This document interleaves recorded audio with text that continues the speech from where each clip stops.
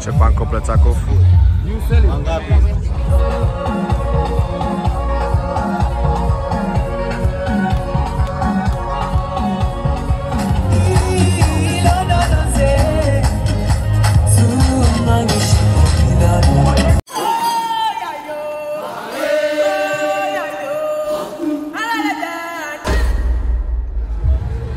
Zaczynamy kolejne życie nocne na Zanzibarze. Dzisiaj impreza w innym miejscu. Imprezy są organizowane tutaj, znaczy z naszego hotelu się jedzie w piątki i w środę. W piątki i we wtorki. Jesteśmy w Reef and Beach Resort i zapowiada się naprawdę ciekawie. Przyjechało nas 15, yeah. Przyjechało nas 20 osób, nie w 15, 20, bo 2 busami. Tu będzie znowu wesoło.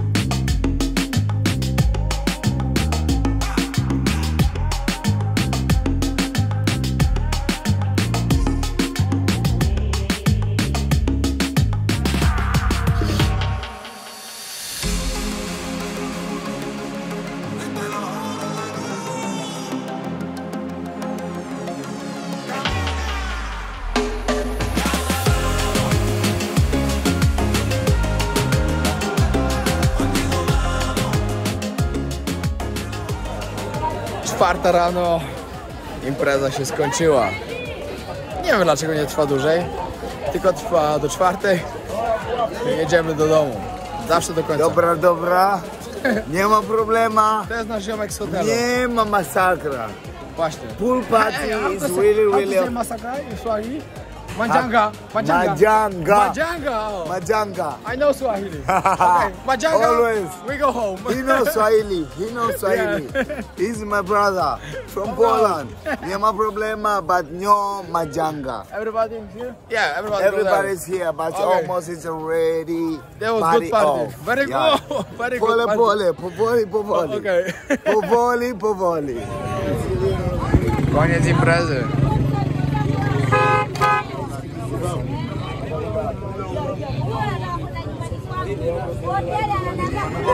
Teraz trzeba do chaty wrócić.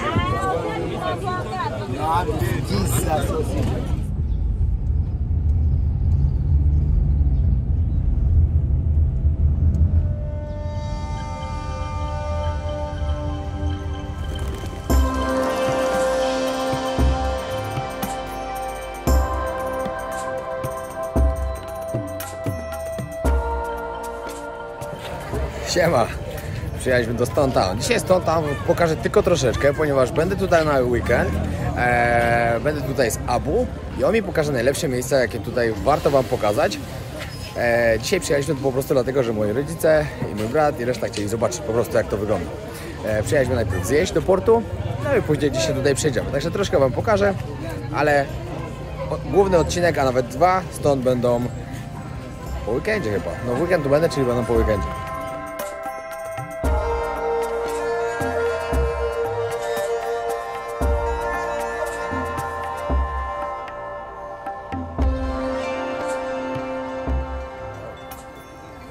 Takie tam. I know. No i oczywiście zobaczymy. O!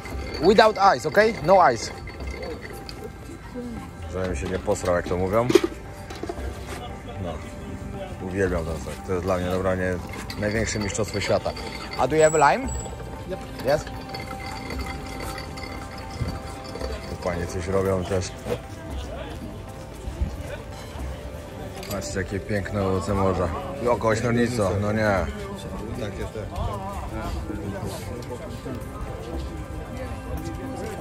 Homar piękny też. Banany.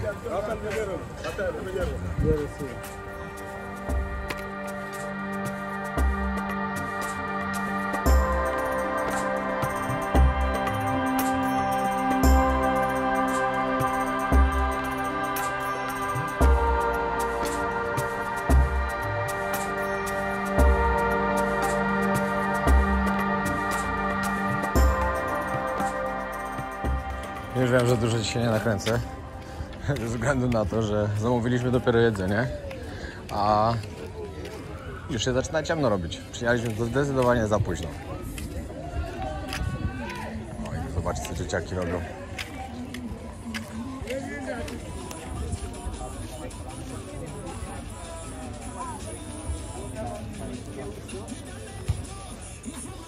Robimy sobie jeszcze przechadzkę po ulicach tutaj w mieście. Szukamy targu, którego nie możemy znaleźć. Nie wiem, czy już przypadkiem nie jest złożony. Czekam właśnie na Tomka, który jest przewariatem. Musi wam opowiedzieć swoją historię. Jak wyruszył na 3 miesiące, a podróżuje już od 5 lat. Teraz ma przyjść i powiedziałem mu, że muszę obowiązkowo go przedstawić na moim kanale, bo podziwiam takich ludzi. To są ludzie z pasją i ludzie, którzy lubią przygody. A dla mnie przygody podróżnicze to jest coś najlepszego. A on mi opowiadał już tyle swoich przygód, pokazywał też na YouTube filmiki i tak dalej. Niesamowite. Naprawdę warto sprawdzić jego kanał, ale zaraz sami o tym usłyszycie. Dobra, i tak jak wam mówiłem, Siemano. Dobra, ja już ci przedstawiałem, wcześniej mówiłem, że będziesz opowiadał o swojej przygodzie, która zaczęła się na zmywaku w Anglii 5 lat temu, 3 miesiące pracy po ile godzin? 12, 14? No, tak czasami 14-16. Pomyślcie. A i w ogóle wczoraj widziałem najlepszy film chyba motywacyjny, jaki mogłem zobaczyć, jak było przeliczanie. 14 godzin w pracy w Anglii, co za to można kupić? 1 bilet do Dubaju. Później następnego dnia 14 godzin pracy w Anglii, 1 bilet z Dubaju do Bangkoku. Później kolejny dzień zabukować hotel na 5 dni. Potem kolejny dzień to jeszcze 5 dni. Później pytanie to co, idę po imprezie, idę po pracy na piwko, bo zasłużyłem po 14 godzinach na browara, czy jednak wolę 3 w Tajlandii. 3 changi w Tajlandii na Khao San Road. Tak, więc od razu tego piwa w Anglii mówię, nie chcę jednego piwa, bo chcę 3 piwa i też zasłużyłem. Tak. Tak się to było zarobiście, to było naprawdę tak motywacyjne. Było tylko wypisane po prostu, tyle godzin przepracowane, lecę z Indii na przykład gdzieś tu dalej, lecę z Tajlandii tutaj. I to było zarąbiste, naprawdę zarąbiste. W ogóle od razu wam polecam zobaczyć czołówkę, jaką Tomek ma zrobioną na swoim kanale.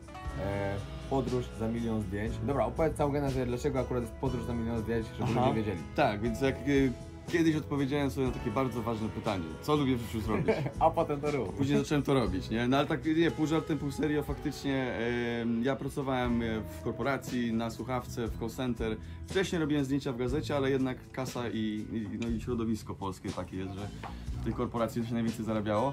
I pewnego dnia dostałem awans, chciałem wyjechać na wymarzoną podróż życia. Poszedłem do szefa po wolne, dał mi, ale powiedziałem, że chcę 3 tygodnie, mi nie dał. To się zwolniłem, pojechałem, tak jak stałem w podróż. Złapałem za deskorolkę aparat, przejechałem się przez Europę. Zawsze marzyłem o przejechaniu Europę autostopem. To było, najpierw poleciałem do Barcelony na dzień deskorolki. No i później jak mnie okradli ze wszystkiego, no to nie miałem innego wyjścia, tylko masz tą swoją przygodę życia, nie? No jechałem 6 dni autostopem, mając 20 euro w kieszeni.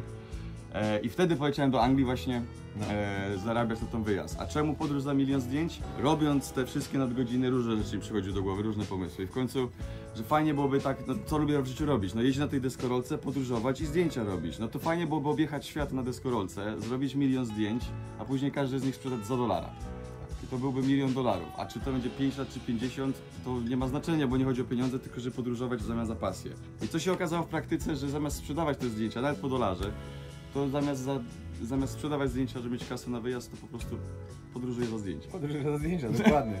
Na przykład, tak jak mieszka teraz na Zanzibarze, po prostu ma za darmo mieszkanie w tym miejscu tutaj, jedzenie, a robi zdjęcia i promuje ten hotel. I nie tylko ten, bo jeszcze inne, tak? Tak, ten właściciel ma 4 hotele, to też był fart, bo ja no po prostu chciałem się wydostać z lockdownu, nie? W naszym ukochanym Wietnamie zostałem deportowany z powodu lockdownu, z powodu pandemii, już nie mogłem do Europy wrócić. Nie mogłem też zostać, bo się wiza skończyła w Wietnamie i kazali mi spadać. Jedyny otwarty kraj był Australia, Nowa Zelandia. No to przejechałem do Australii, mając $120 i tam odkładałem sobie na budowie na to, żeby znów gdzieś dalej jechać.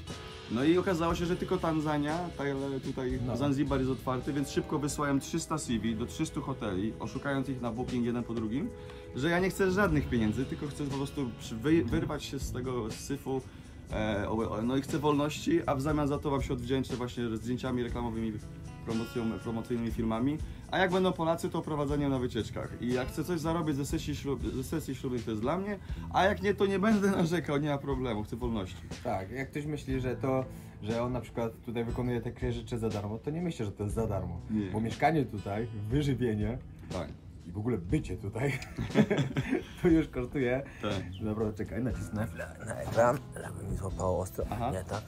Dobrze. Czekaj. Ale fajnie prowadzisz to wszystko naturalnie, fajnie się gada. Najważniejsze. Dobra. Ile kontynentów zwiedziłeś, odkąd ruszyłeś w podróż, albo ile krajów też, ile odwiedziłeś? Tak naprawdę nie wydając za wiele. No tak, wyjechałem, ten budżet w Anglii, o którym wspominałeś, udało mi się odłożyć dokładnie okrągłe $2000. To była taka magiczna suma, którą stwierdziłem, zobaczymy ile czasu się da za to podróżować. No i zaplanowałem sobie 7 krajów, 7 miesięcy. Każdy powiedział, że się stuknął w łeb, za 2000 nie pojedziesz. No i to było 5 lat temu i jeszcze jeżdżę. Pieniądze się jeszcze ma 1,5 koła. No właśnie teraz dzięki weselom troszkę się udało na Amerykę Południową zacząć odkładać. Także no, po tych 5 latach jest trochę więcej. Natomiast nie używam tych pieniędzy, po prostu dalej pracę zdjęciami. Tak, no. A jakie kraje? Nocleg masz za darmo, jedzenie masz za darmo. Tak. Za chwilę na wycieczkę na Blue Safari, gdzie jeszcze... Na wycieczki zejdzie za darmo. Na safari 5 razy już był. A to co cię wysłałem, tak. Dlatego wiedziałem, że jak cię wyślę, to ci na minę nie wpierdzielę, nie będziesz mnie szukał później.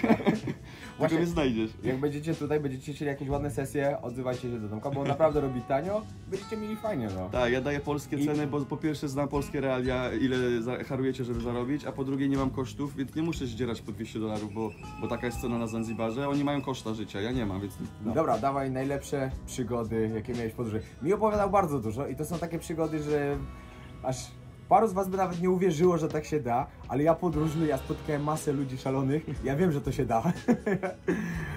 Które były twoje najlepsze przygody? No na pewno moją ulubioną historią było nocowanie na dachu Hiltona w namiocie. Jest ten film na YouTubie, więc... Dobra, dawaj, skróć ją tak szybko, opowiedz mi co. Poznałem dziewczynę, z którą poszliśmy do hostelu najtańszego backpackerskiego. Zaczęliśmy się miksować w domsie i wszedł właściciel, to był muzułmański hostel, mimo że female and male nie było oddzielone. No i oczywiście jesteśmy wyrzuceni o 22 na zbity pysk za kontakty damsko-żeńskiej. No i wiesz, pyta się, no i co, gdzie my pójdziemy spać o 22? Masz namiot, pójdziemy sobie do namiotu gdzieś do parku i przychodziliśmy koło Hiltona i mówię, a chodź wejdziemy na ten Hilton, zrobimy sobie foty z panoramy, a jak nie, to jeszcze rozwalimy tam namiot, nie? No i w sumie tak jak powiedziałem, tak przeszło, nie? No, a resztę możecie zobaczyć, jest akurat na YouTubie. Wejście z schodami pożarowymi na dach Hiltona w centrum miasta, rozłożenie sobie tam namiotu, spanie, jeszcze na samym wyjściu Ochroniarz mówi, dziękujemy za pobyt, do widzenia. Trzy drzwi nam otworzyli, no. Prawda. I co swój świata. 2 dni żeśmy tam Dobra, ile krajów w sumie w ciągu, odkąd ruszyłeś w podróż, ile krajów odwiedziłeś? No to będzie tak, po Europie, bo oczywiście to jest cała Europa, no to będzie tak. Zacząłem od Dubaju, bo było taniej do Dubaju lecieć niż bezpośrednio do Bangkoku. No wiadomo. Na moje 30 urodziny wymarzone. Czyli Dubaj, tam wydałem $200. Później Bangkok miesiąc, później autostopem do Kambodży, z Kambodży znowu Tajlandia, potem autostopem do Malezji. Z Malezji Singapur, 5 dni $50 challenge. Później lecenie na Langkawi, później Borneo, Brunei. Jedno z moich ulubionych krajów to jest perełka, które te filmy po prostu z Brunei z muzułmańskimi skate'ami. To jest kosa. I później po Brunei wybuchł wulkan na Bali, więc poleciałem zobaczyć erupcję wulkanu. Po Bali tam utknąłem na 3 miesiące. Australia, zatankować budżet, robiąc jakieś śmieszne prace, żeby odłożyć na aparat, którym się zniszczył. Jeszcze jedno, powiedz właśnie jak pracowałeś, bo też wiele osób nie wie, że w podróży też można normalnie pracować. Są takie strony jak Workaway, Tak, to są strony dla podróżników. Ludzie po prostu podróżują, a żeby zarobić na dalszą podróż, którą chcą zrobić, rejestrują się na stronie Workaway. To nie jest żadna reklama, to jest po prostu pomoc dla ludzi, którzy nie wiedzą o tym, bo wiele osób o tym nie wie, a ja spotkałem bardzo wielu podróżników też na swojej drodze, którzy po prostu takie coś robią i są cały czas w podróży. Tak, to jest strona, która zmieniła moje całe życie. Dziękuję Maria za pokazanie tej strony. Można robić miliony prac i to wiecie, niektórzy myślą, ale to będziesz robolem dla kogoś, nie wiem, sprzątam mu w pokoju czy coś. To jest tak samo, to nie jest praca, oni nie szukają pracowników przez ten portal, bo oni sobie mogą zatrudnić. Oni szukają ziomeczków, którzy przyjadą poopowiadać, są ciekawi, wniosą coś do domu, ale za darmo jak im damy to niech chociaż pomogą. To jest zmiana, to już zupełnie inne nastawienie, nie? Oni szukają zajawkowiczów, ludzi z pasją, którzy chcą przeżywać przygód, ale na przykład ich na to już nie stać, bo już nie mają pieniędzy. Wy pójdziecie, popracujecie parę godzin, ktoś wam da spanie, dam wam jedzenie, a może jeszcze czasem wam da jakieś pieniądze, żeby było. Najczęściej was oprowadzi, weźmie w samochód, pokaże wszystko. Dokładnie. I po paru dniach spadacie do następny wolontariat, nie? Nawet najczęściej jest znaleźć wolontariaty w hostelach, nie? Czy ja byłem na przykład w Malezji, to był przełomowy etap mojej podróżniczej kariery, ponieważ zgubiłem kartę do bankomatu, a że od 4-5 miesięcy nie używałem konta, to źle wpisałem hasło 3 razy. I to nie jest tak, że ja sobie zaplanowałem, znaczy chciałem robić te wolontariaty, jak się zacznie powoli kasa kończyć, a i po raz kolejny nie miałem wyjścia, bo po prostu zablokowałem kartę. Powiedzieli mi, że za miesiąc mi bank wyśle tą kartę. To przez miesiąc miałem tyle, co tam paręnaście groszy, więc zrobiłem wolontariat w Kuala Lumpur w hostelu 6 godzin dziennie, 4 dni w tygodniu, czyli 24 godziny robiłem, wiecie, paszport, klucze, paszport. A miałem nocleg, wyżywienie i imprezy jeszcze w soboty, nie? Ale ja bardzo dużo osób spotykałem właśnie, sam jak chcę otworzyć hostel właśnie hostel w Tajlandii, to też powiedziałem, że chcę właśnie wolontariat przyjmować, bo bardzo dużo ludzi w całej Azji Południowo-Wschodniej spotykałem, w Ameryce Południowej też, którzy po prostu mieszkają tam, mają za darmo jedzenie, nocleg i pracują za właśnie 60 godzin dziennie. I sobie żyją w raju. A jak wam się znudzi jedno miejsce, to bierzecie autostop do następnego wolontariatu i jedziecie dalej. Więc tak naprawdę trzeba mieć tylko bilet w jedną stronę i nie martwcie się językiem, bo mamy internet wszędzie i translator też jest wszędzie. Dokładnie. Dobra, szukasz jeszcze osoby, która pomoże ci w montowaniu filmików. Tak. Zajawka jeszcze wygląda tak. Są pieniądze z Patrona, których albo z czegoś mają być przeznaczone właśnie na montaż filmików, ponieważ Tomek nie ma czasu na to, ponieważ ma tu inne prace. Jak taka osoba jest, która by chciała się na takie coś zdecydować, ile masz kupę tego materiału? Wiecie co, to jest tak, ja generalnie uwielbiam montować, kocham montować, wszystkie filmy, które są na YouTube, na Facebooku montuję sam. Natomiast przez to, że podróżuję w zamian za zdjęcia i filmy, jeżeli nie będę robić zdjęć i filmów dla tego hotelu, no to nie mam noclegu i wyżywienia, więc to jest moja robota. Jak ja mam nagrywać, montować filmy dla hotelu, a później wracać do siebie i wiecie, jestem na Zanzibarze, mam montować, jak przeżyłem 6 miesięcy lockdownu w Australii, to po co mam być na Zanzibarze? Zaraz pojadę do Meksyku i będę montował Zanzibar. No to po prostu nie ma sensu. Więc jeżeli ktoś chciałby mi pomóc, ja mam 4 terabajty materiału z 20 krajów i to są same przygody, jeżeli ja nagrywam, to tutaj właśnie jak jest coś na korbie, nie? Jak jest jakaś bardzo historia, która się dzieje źle, ale zakończa się happy endingiem, no to wtedy nagrywam, a jak nie, to usuwam, nie mam miejsca na dysku na to. No i to będzie też pomoc w rozwijaniu właśnie tego kanału, czyli podróż za 1 000 000 zdjęć. Od razu wszystkich was zapraszamy, na dole pod tym filmikiem zobaczycie też link, wbijajcie. Obiecuję wam, że jak zobaczycie zajawkę z tego, to na pewno zostawicie subskrypcję. Wejdziecie na Hiltona. Tak, i będziecie chcieli śledzić. No. Dobra, dzięki wielkie. Dzięki, fajnie, nie? Nie trafiłem. Ja generalnie, bo fajne jest to, że jak pojechałeś na to safari, nie zrobiłeś swoje filmy, to będziecie mogli porównać filmy, które ja robię typowo dla hotelu i filmy, które on robił dla siebie, więc będziecie mogli zobaczyć tę oficjalną wersję, która może być marketing, albo a prawdziwą. to właśnie ten film wyjdzie poniedziałek, akurat po safari on będzie. Tak. 2 ostatnie filmiki mieliście z safari, jak nie widzieliście, to sprawdźcie, a później wbijcie na podróż za milion zdjęć i tam zobaczycie takie promujące to. Jak ktoś ma niedosyt safari, to ja będę publikował z 3 tygodni po wszystkich parkach narodowych filmy, tam gdzie jeszcze Cię nie było, więc zapraszam do oglądania, tylko że ja tam w jednym filmie zabijam pająka. Także to takie Instagram kontra rzeczywistość. Nie ma, to tylko w filmie mogłem. Dobra, nic. Dobra, dzięki wielkie, my lecimy dalej. Trzymajcie się. Zapraszamy jeszcze raz. No i tyle. Okej. Dobra. Dziękuję.